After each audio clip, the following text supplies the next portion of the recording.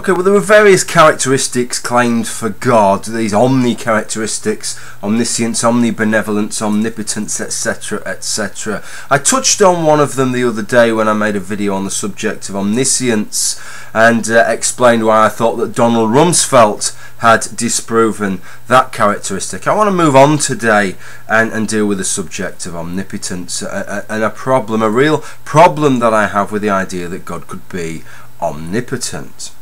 Well, before I really get into it, I have to say that there are many arguments that are made to dispute omnipotence. Some of them dispute it generally. I suppose you could label them as philosophical paradoxes. The classic one in this case, I suppose, being, could God create a rock that's so heavy that he can't shift it?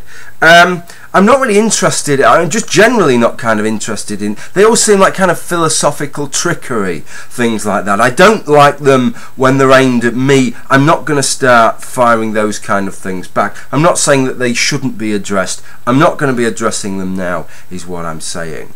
What I'm more interested in this video is to look at two of God's characteristics, and I'm referring here to the Abrahamic monotheistic concept of God, and to suggest that those two characteristics are not compatible. They are mutually exclusive. You can have one of them, but you can't have both. And those two characteristics are omnipotence and omnibenevolence. It is my assertion that God's omnibenevolence would preclude him from being simultaneously omnipotent.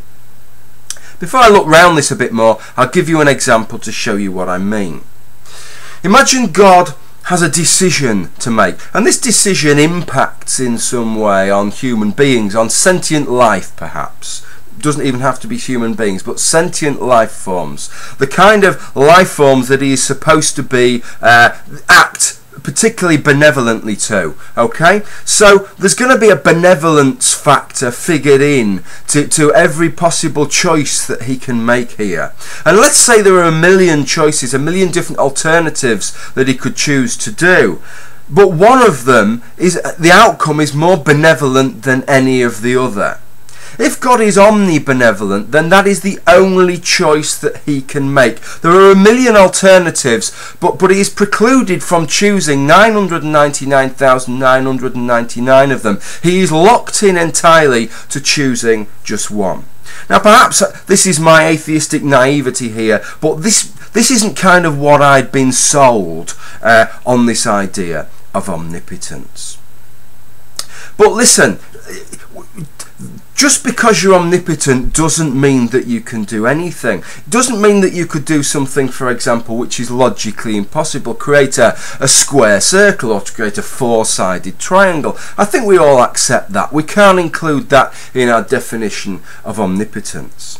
But then there are other things which are logically possible, but you can't expect every agent to be able to do them. And any particular agent couldn't do all of them, even though the things themselves are logically possible. One such example is to be me. It's logically possible to be me, as I am demonstrating right now, but we couldn't expect God to be me. And if he was me, then he couldn't be you. So there are these two categories of things, one of which are entirely logically impossible, and one of them have a kind of logical mutual exclusivity. You can only be one of them at once, you can't be more than one of them at once. So I think it's fair to say that we have to allow some possibilities of things which would not be possible for an omnipotent agent, for an omnipotent entity.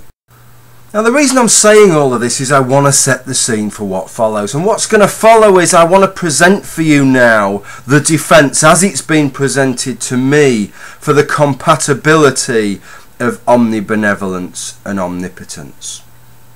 And the defence runs something like that. Given these kind of issues of logical possibility that we've already discussed, omnipotence needs to have a definition, something along the lines of, for an agent to be omnipotent, it needs to be able to perform all the acts that are logically possible given the attributes of that agent. Seemingly whatever those attributes may be. Dennis Pollis made the argument to me that omnibenevolence could be just such an attribute. So however super stifling the characteristic, the attribute of omnibenevolence may appear to be, as long as God can do all the things that's logically possible given his omnibenevolence, then we should regard him as omnipotent.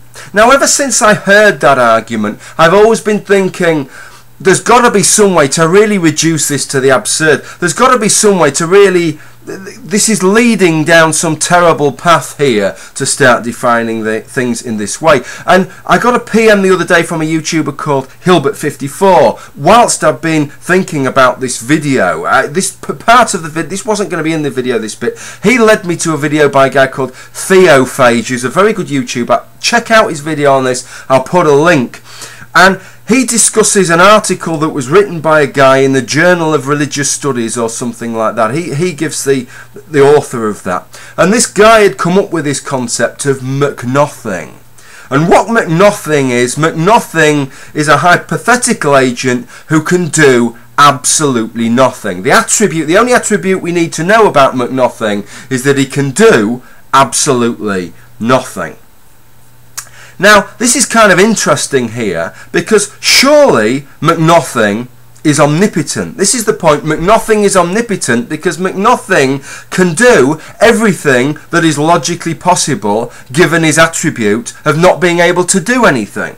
So it's kind of really made it an entirely ridiculous concept, the idea of omnipotence, if we're just prepared to willy-nilly accept any attribute being imposed and then just see what's logically consistent with that attribute. So I've got a slightly better suggestion to make when we're evaluating the omnipotence of any agent.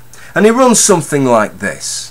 When we evaluate any agent for its potential to be omnipotent, and when we look at all the different variety of agents that we could conjure up, it's obvious that some ideas that we're going to come up with are going to be more constrained than others.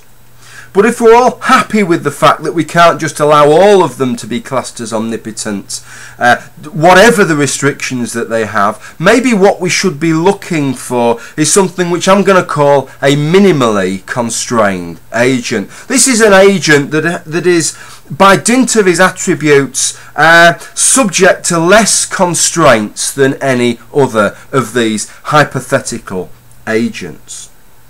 Clearly there would still be things that a minimally constrained agent could not do. We've discussed them before, things which are logically impossible for any agent.